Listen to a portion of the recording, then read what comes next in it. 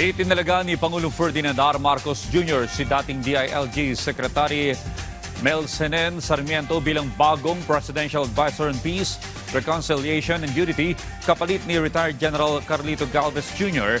na nagbitiw matapos ang ilang taong serbisyo. Ayon sa Malacanang, ang paghirang kay Sarmiento ay bahagi ng bagong yugto ng peace process na nakatuon sa civilian leadership, reconciliation at reintegration. Mahalaga ito lalo na sa Bangsamoro na papasok na sa unang parliamentary elections. Samantala, kinilala ng pamahalaan si Galvez sa kanyang naging papel sa pagpapatupad ng mga peace agreement at sa pagpapatuloy ng Bangsamoro transition.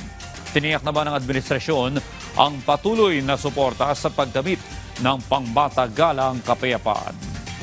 The administration reaffirms its abiding commitment to a just and lasting peace and calls on all peace partners, stakeholders, and communities to stand with Secretary Sarmiento as he takes up his vital work.